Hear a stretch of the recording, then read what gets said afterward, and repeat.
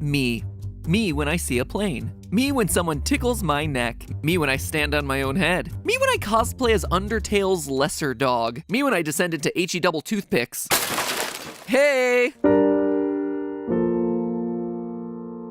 Hello, Internet! Welcome to Game Theory, building out the lore of Minecraft faster than a Swede building a giant meatball in the sky. Goodbye, Sven. You will be missed. In my last two Minecraft theories, I've been taking a closer look at the Illagers, the evil villager mobs who are infamous for needing a bit more vitamin D in their life. Then again, you wouldn't have a nice tan either if you too lived in secret compounds buried deep in the woods. During those last two episodes, we looked closely at the many strange rooms hidden inside their woodland mansion homes, ultimately concluding that the Illagers, the magical evokers, and the maniacal vindicators were all villagers that were exiled for their experiments into the powers of life and death. I'm pretty convinced I'm right about those theories, though I'll admit the actual evidence I presented to support them required a few leaps in logic. Evokers are the only mob to possess totems of undying, which literally revives you at the point of death. Their mounts, the beastly ravagers, share an uncanny amount of physical similarities with the normal villager. Green eyes, unibrow. And it's not just physical similarities either, it's auditory as well. They both share that same honking noises.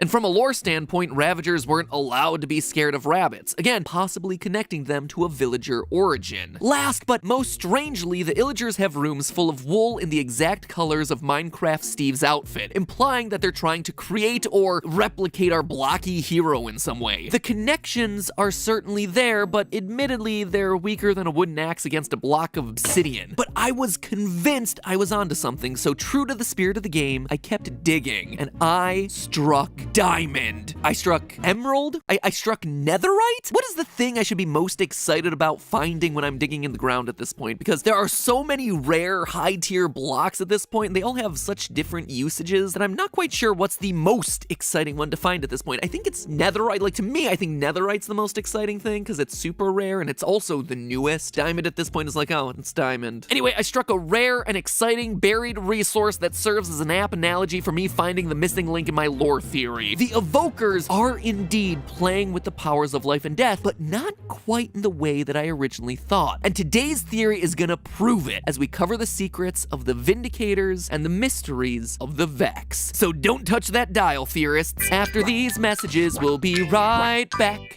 New Theoryware is available right now. This is your last chance to pre-order our new spring items like the holographic switch case and our holographic zip-up jacket. They're rainbow-tastic. Wow, it's so... Insert current youth word for awesome here. Right you are, Timmy. And don't you forget that Pikachu backpack plush, the waterproof anorak hoodie, and my personal favorite, the Game Theory metal embossed wallet. I mean, just look at that copyright neutral Minecraft style font right on the wallet and jacket.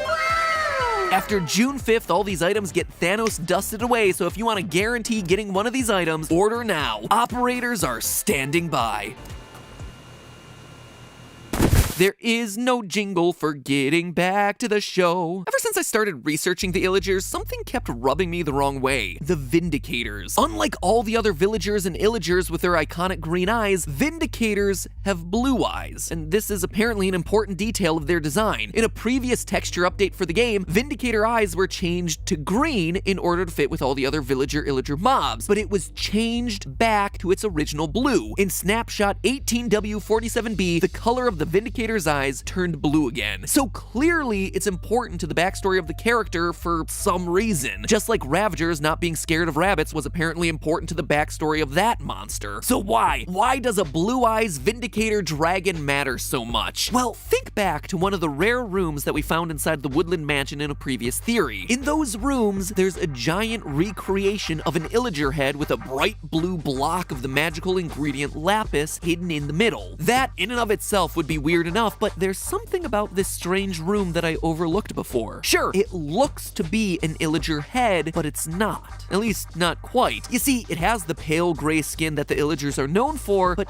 notice the connected eyebrow. Illagers all have a separated set of eyebrows. Only villagers are the ones rocking the unibrow. Now, this is an important detail because I think it's hinting at what's really going on with the Illager experiments. Woodland mansions are filled with prison cells and altars. We've talked talked about this before. So we know that the evokers are holding people here against their will and doing, as the Minecraft mob bestiary phrased it, unspeakable activities to them. So it's my theory that evokers are kidnapping villagers and yes, turning some of them into ravagers, but I think they're also implanting pieces of blue lapis into the heads of others. They are turning them into mindless rage monsters, the blue-eyed vindicators. That's why we're seeing statues of villager heads with gray illager skin and a cube of lapis in the middle. It's a monument to the villager undergoing the transformation into a vindicator. And it's a bit more than speculation. Consider this. To vindicate means to clear someone of blame or suspicion. It's a weird name for axe-wielding murder cult members attacking villagers and kidnapping people to experiment on them in the woods. But what if the vindicator is actually trying to vindicate that they aren't evil in the first place? That they were brainwashed or forced to become evil by the evokers through this lapis injection. Adding to this, let's look at the evoker entry in the Minecraft mob bestiary. Quote, "A world will only have a certain number of evoker resident within it. Their evil is thus contained. No new evokers will ever be able to spawn." End quote. This is also true of the Vindicators. Jumping forward in that same book, quote again, "As an illager, their numbers in the world are limited. They do not breed or reproduce in any way." End quote. Illagers do not breed. Their numbers are fixed. This is interesting because to me, it seems to indicate that the evokers, knowing that their numbers are indeed fixed and will never increase, are forced to have to create other illagers, and they're doing so via magical means, kidnapping other members of the villager community, and they're transforming them into vindicators through some sort of magical lapis lazuli process. Other things helping this whole theory out is the fact that the vindicator mob is stupid. And that's not just me calling it out, it is explicitly stated in official lore from the game. Again, from the mob bestiary, quote, "The vindicator is stupid enough to forget about its intended victim after a short time. Nothing makes someone lose a few brain cells quite like having a magical stone forcibly injected into the center of their head." The book also explicitly compares vindicators to zombies, saying that its body is, quote, "only a little tougher than a zombie." So again, we have the idea of a vindicator being some sort of mindless husk, a brainwashed, brain-dead soldier who's working for, created by, and built to protect the evokers who originated them. The last thing worth mentioning here is the Vindicator Easter egg that many players are already familiar with. Name tagging a Vindicator as Johnny makes him especially violent against all other mobs except other illagers. Obviously, this is a reference to the movie The Shining.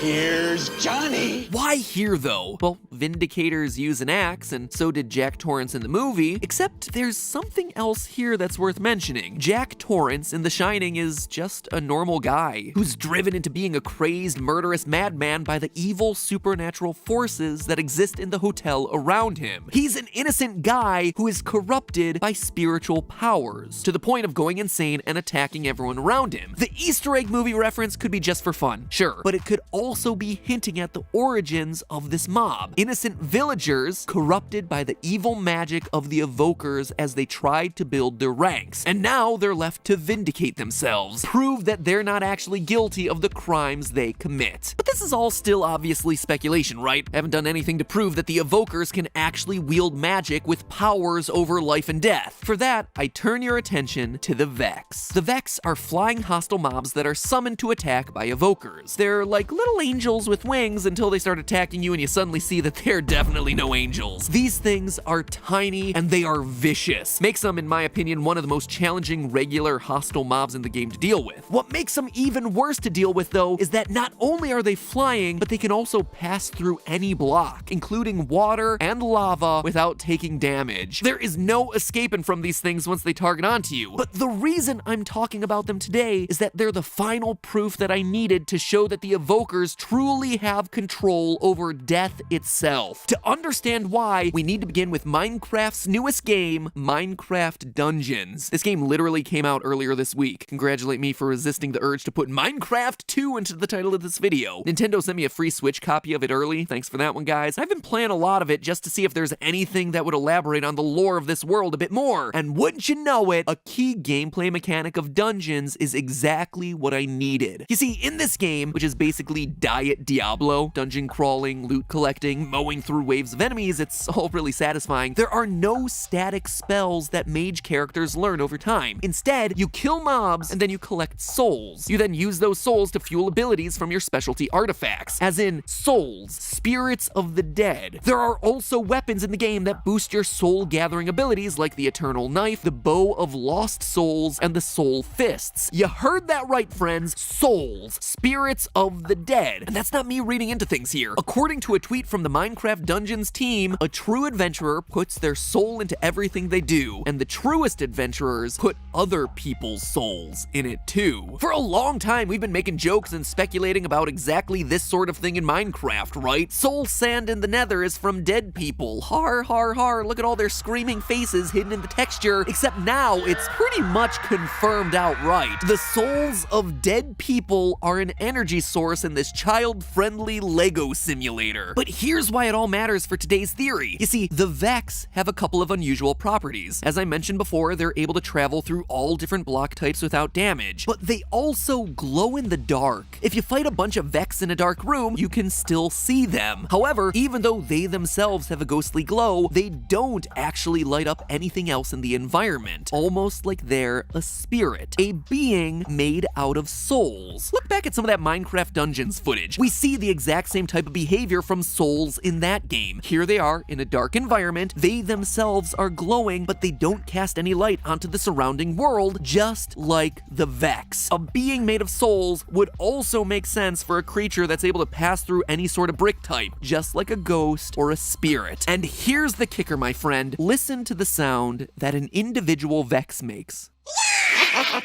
Did you hear that? One Vex is speaking in multiple different overlapping voices at the same time. Let me play those clips one last time.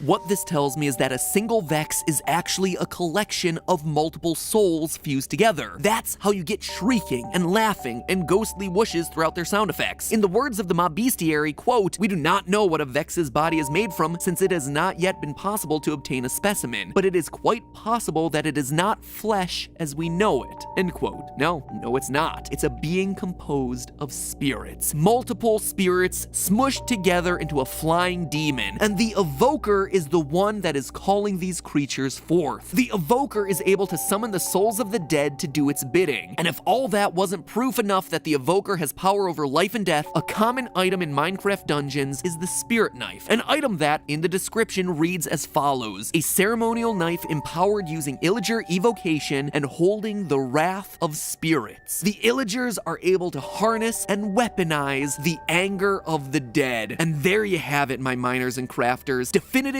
proof that in Minecraft, there are such things as spirits. Spirits contained within the soul sand of the nether. Spirits of the dead that the Evoker can then draw upon and use in his attacks in the form of the Vex. The Evokers are indeed toying with the powers of life and death. They're having a lot of success with it too. They're able to use souls to attack, they create new creatures using the souls, and who knows, they're potentially infusing other beings, alive or dead, with life, all to attack you. Good luck sleeping tonight knowing that they're out there. The lost souls of Minecraft are hunting for you.